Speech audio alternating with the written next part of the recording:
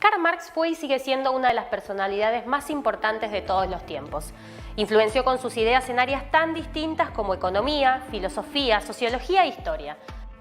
Pero su aporte fundamental fue descubrir las leyes sobre las que se construye la explotación en el sistema capitalista. Hoy te vamos a contar lo que tenés que saber sobre la vida del autor del Manifiesto Comunista. Nació el 5 de mayo de 1818 en la región de Renania, en el oeste de Alemania. Como a todos nos pasa, las condiciones sociales que lo rodeaban influenció muchísimo en la vida de Marx. En ese momento había muchas manifestaciones a favor de la unidad alemana y de las libertades políticas. Tercer hijo de una familia media acomodada con un padre abogado. A los 18 años empezó a estudiar Derecho en Bonn y después se fue a Berlín, donde conoció junto a un grupo de jóvenes de su edad la obra de Hegel, que era el filósofo alemán de moda en ese momento. Era estudiado tanto por intelectuales de izquierda y de derecha. Finalmente, Marx se recibió de doctor en filosofía a los 23 años y por la fuerte censura en las universidades se volcó de lleno al periodismo. Su primer trabajo fue en la Gaceta Renana, donde escribió sobre la explotación de los campesinos pobres. Después se mudó a París, donde conoció las condiciones del proletariado y del movimiento socialista francés. De París a Bruselas, de Bruselas a Colonia y de ahí nuevamente a París para trasladarse definitivamente a Londres. Marx iba de un lugar al otro junto a su compañera Jenny y sus hijas, perseguido y censurado por todos los gobiernos de turno.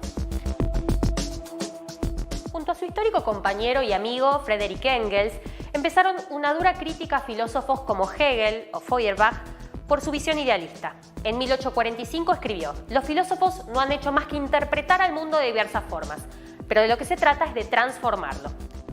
Esto es muy importante, porque lo que plantea Marx es que la tarea de ese momento era la crítica radical al orden existente, pero no desde una visión utópica o espiritual, como lo hacían los intelectuales de moda, sino construyendo un movimiento real que transforme la sociedad. Por eso muy lejos estaba Marx de ser un intelectual de escritorio. Con Engels pasó a dirigir en 1847 la Liga de los Justos, que luego pasó a llamarse la Liga Comunista. Juntos escribieron el primer programa científico obrero que llamaba a organizar mundialmente a la clase trabajadora. Nosotros lo conocemos como el Manifiesto Comunista. Ahora, ¿cuál es la clave de este manifiesto? ¿Por qué generó y sigue generando tanto revuelo? Vamos por partes. El punto de partida del manifiesto es que la historia de la humanidad, hasta la actualidad, es la historia de la lucha de clases. Ese es su motor. ¿Qué querían decir con esto? En la antigüedad, la sociedad se dividía entre libres y esclavos, patricios y plebeyos. En el feudalismo se dividían entre señores y siervos, maestros y oficiales, opresores y oprimidos.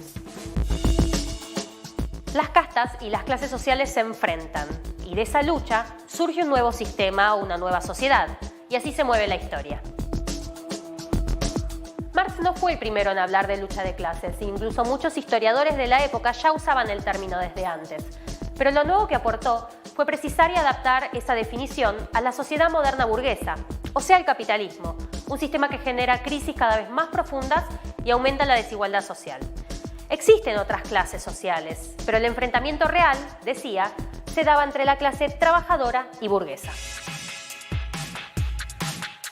La clase burguesa es una minoría rica que posee los medios de producción y concentra el poder político y económico, basándose básicamente en la explotación de quienes trabajan, o sea, en la mayor parte de la población. Tienen a su servicio al Estado, que aunque parezca que media entre las partes, es en realidad el que garantiza el orden burgués. Esa lucha entre las clases es irreconciliable, porque tienen intereses materiales que son opuestos y es imposible que alcancen un bien común. La clave central del Manifiesto Comunista es que en el capitalismo la clase trabajadora no es solo una clase explotada o miserable. Por el contrario, es el sujeto transformador de la sociedad. Como no basa su existencia en la propiedad privada, el proletariado no tiene ningún interés en mantener la sociedad capitalista que sí necesita de la explotación y de la miseria para sobrevivir.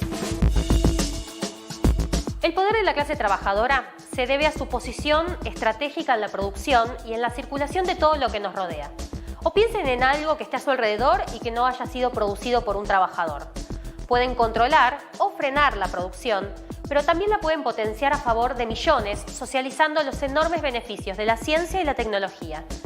tienen a su favor los resortes para revolucionar la sociedad sobre estas bases. Por eso para Marx, el comunismo no era una idea utópica o abstracta, sino un movimiento real que acompaña el desarrollo social con el objetivo de alcanzar una sociedad sin clases sociales, sin Estado, sin explotación ni opresión.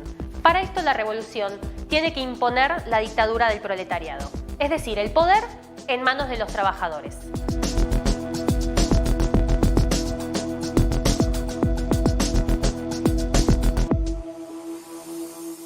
Marx rechaza cualquier opción reformista, porque pensar que el capitalismo se puede mejorar o que sea más humano, eso sí que es algo irreal. También afirma la necesidad de construir una herramienta política, un partido, que sea propio de los trabajadores, porque ningún otro va a defender sus intereses realmente. El manifiesto no logró influenciar en los acontecimientos de su época. Por ejemplo, el proletariado francés, que se levantó y tiró abajo una monarquía aristocrática reaccionaria en 1848, terminó siendo derrotado, pero lo que se demostró es su gran potencial revolucionario. Años después de mudarse a Londres, participó en 1864 de la Asociación Internacional de Trabajadores, la famosa Primera Internacional, que hacía justamente eso, organizar asociaciones de trabajadores de todo el mundo para que se hermanen más allá de las fronteras. Porque si bien toda revolución empieza siendo nacional, su lucha es internacional. Al mismo tiempo, estudió profundamente el funcionamiento y la naturaleza del sistema capitalista en su obra monumental, El Capital. Marx no fue solamente un pensador o un intelectual o un militante cualquiera. Marx fue un militante revolucionario hasta su muerte en Londres el 14 de marzo de 1883. Muchos de sus críticos dicen que sus ideas son viejas o que pasaron de moda. Piensan que la clase trabajadora está debilitada o que ya no existe, pero esto es totalmente falso. Hoy está formada por 3.000 millones de personas, muchísima más gente que cuando vivió Marx, más feminizada, precarizada, superexplotada y con un componente multirracial muy alto. Más que disminuir, podemos decir que creció muchísimo. Por eso la burguesía y la burocracia sindical siempre tienen una política para dividirla. Marx sigue teniendo razón. La clase trabajadora es la única fuerza social que tiene la potencialidad de hegemonizar, es decir, de encabezar, la lucha de todos los sectores oprimidos contra el capitalismo y transformar esta sociedad realmente de raíz.